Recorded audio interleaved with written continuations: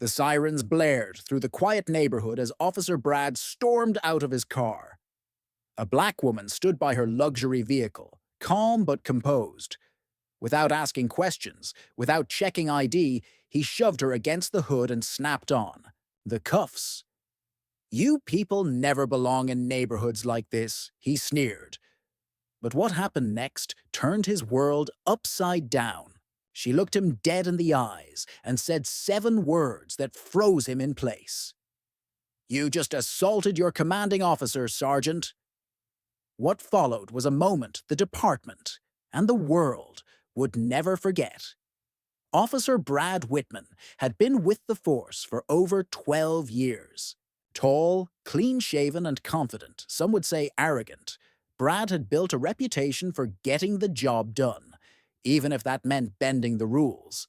His bias wasn't written down, but it was visible in how he treated people of color during patrols. Unchecked and unchallenged, his ego had ballooned. Wait a second. Tell us where you're watching from in the comments. And don't forget to subscribe for more powerful stories like this. That morning, a call came through dispatch. A black luxury vehicle was parked suspiciously in an affluent neighborhood. No report of a crime. No description of a suspect. Just suspicious activity. Brad didn't hesitate. In his mind, it was another case of someone who didn't belong. Meanwhile, across town, Chief Inspector Alana Brooks had just returned from an international assignment with Interpol. Known for her grit, intelligence, and fierce advocacy for reform, she was recently promoted. She was set to introduce herself at the local precinct that afternoon. Taking a drive through her old neighborhood, she stopped to admire how much it had changed. Unaware she was about to become the target of prejudice in her city.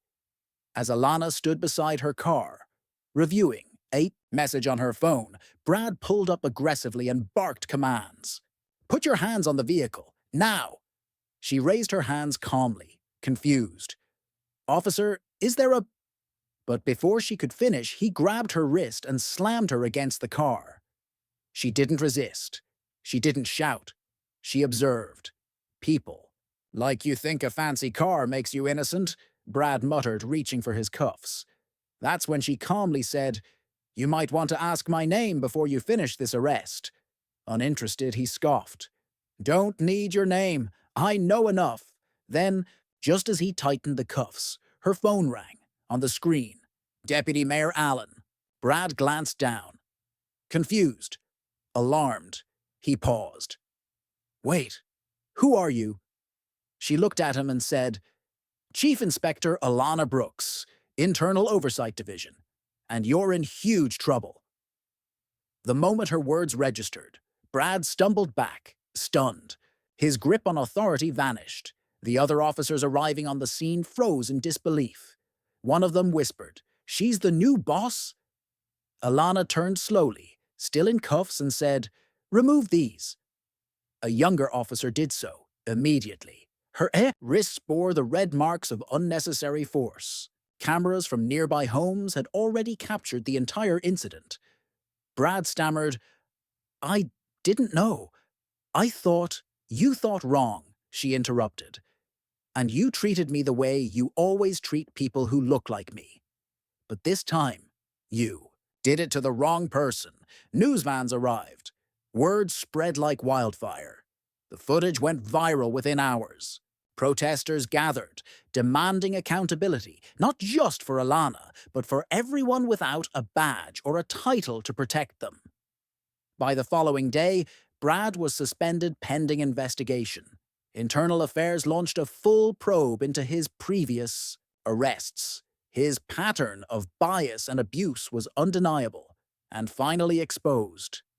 But Alana didn't stop there. She addressed the public in a televised statement. "Yesterday wasn't about me. It was about a system that allows racial profiling to go unchecked. I had the rank to fight back. Most people don't. That changes now." She implemented sweeping reforms within the department, including mandatory bias training, stricter accountability protocols, and the creation of a civilian oversight committee. Officer Brad had become the symbol of what was broken. Alana became the face of what could be healed. And the world, it watched, it listened. It began to change. If you enjoyed this story and found it thought-provoking, don't forget to like, share, and subscribe for more powerful narratives. Let us know your thoughts in the comments.